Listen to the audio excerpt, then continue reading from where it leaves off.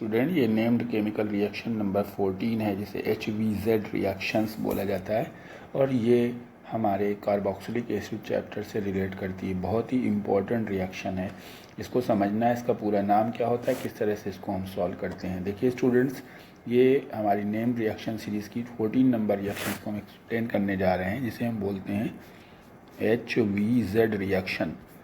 ये short form है। इसका फुल फॉर्म क्या होता है? इसका फुल फॉर्म होता है हेल-वोलार्ड ज़ेलेंस्की रिएक्शन।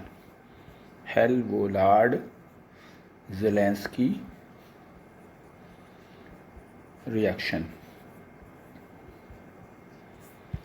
ये ऑर्गेनिक केमिस्ट्री के कार्बोक्सिलिक एसिड चैप्टर से रिलेट करती है और इसमें कार्बोक्सिलिक एसिड की केमिकल प्रॉपर्टीज़ में आती है। ये कार्बोक्सिलिक एसिड, सपोज कीजिए एक कार्बोक्सिलिक एसिड है CH3COOH, इसे हम एथेनोइक एसिड या एसिटिक एसिड बोलते हैं। एथेनोइक एसिड या आप इसे कह सकते हैं एसिटिक एसिड। अब अगर हम इसको देखते हैं तो अगर हम इसका एग्जाम्पल लेके करेंगे तो ये CH3COOH है, ये हमारा ग्रुप है और ये अल्फ़ा कार्बन बोला जाएगा। इसमें 3 अल्फ़ा हाइड्रोजन हैं। अगर ये अल्फ़ा हाइड्रोजन से रिलेट करने वाली रिएक्शन है, ऐसा कार्बोक्सिलिक एसिड जिसमें अल्फ़ा हाइड्रोजन प्रेजेंट हों। अगर अल्फ़ा हाइड्रोजन प्रेजेंट हैं और ऐसा कार्बोक्सिलिक एसिड क्लोरीन या ब्रोमीन से अगर रिएक्शन करता है, ये 2 हाइड्रोजन से, और रेड फास्फोरस की प्रेजेंस में, तो रिएक्शन को हम लोग HVZ रिएक्शन बोलेंगे। इसमें हैलोजन एक हाइड्रोजन को रिप्लेस करता है। रिएक्शन करके मैं आपको दिखाता हूँ। जैसे हमने ये लिया है आपका CH3 सिंगल बॉन्ड COOH और हमने यहाँ पे Cl2 से रिएक्शन करी है और हमने ये रेड फास्फोरस ले लिया है। तो चूँकि यहाँ पे 3 अल्फ़ा हाइड्रोजन है तो फर्स्ट टाइम में हम एक ही अल्फ़ा हाइड्रोजन को रिप्लेस करेंगे, एक हाइड्रोजन यहाँ से हटाएंगे और एक Cl को हम लगाएंगे, तो ये हो जाएगा CH2 सिंगल बॉन्ड Cl और COOH और साथ में एक HCl बन जाएगा।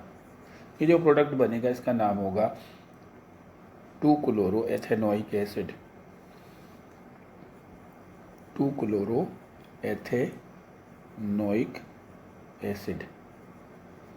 और अगर हम इसको दोबारा करें दूसरे मालिक्यूल के साथ में, सपोज कीजिए हमने ये ले लिया है CH2Cl सिंगल बॉन्ड COOH और फिर से हम Cl2 से इसकी रिएक्शन करा दें और एरो पे रेड फास्फोरस ले लें, तो एक और H यहाँ से रिप्लेस हो जाएगा और अब की बार जो प्रोडक्ट बनेगा हमारा वो होगा CHCl। यहाँ से एक H और हटा दिया हमने, COOH और साथ में एक HCl और बन गया। ये बन जाएगा 2,2-डाइक्लोरोएथेनोइक एसिड। तो स्टूडेंट्स में क्योंकि 3 अल्फ़ा हाइड्रोजन थे तो रिएक्शन कितनी बार होनी चाहिए कमेंट सेक्शन में ज़रूर बताइए।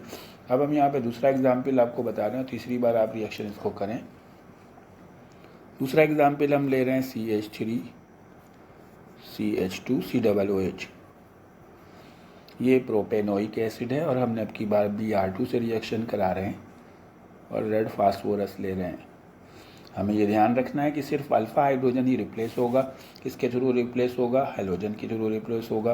तो ये है अल्फ़ा हाइड्रोजन, यहाँ पे 2 अल्फ़ा हाइड्रोजन्स हैं, तो हमारा जो पहला प्रोडक्ट बनेगा CH3CH, यहाँ से एक H हटा दिया है, यहाँ पे हमने एक Br लगा दिया और ये COOH बन गया, साथ में एक HBr और बन जाएगा।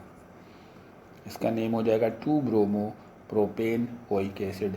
इसकी एक बार और रिएक्शन हो सकती है, दोबारा से करके दिखा रहे हैं। CH3CH Br COOH plus Br2 gives above the arrow red phosphorus. ये बन गया आपका CH3C Br COOH और प्लस HBr। स्टूडेंट, इसमें 2 ही बार रिएक्शन होगी और ये जो कंपाउंड बना 2,2-डाइब्रोमो-प्रोपेनोइक एसिड। सो स्टूडेंट्स, अगर आपको और भी इस तरह के एग्जाम्पल्स करने हैं तो मैं आपको एक एग्जाम्पल्स और दे रहा हूँ। ये आपको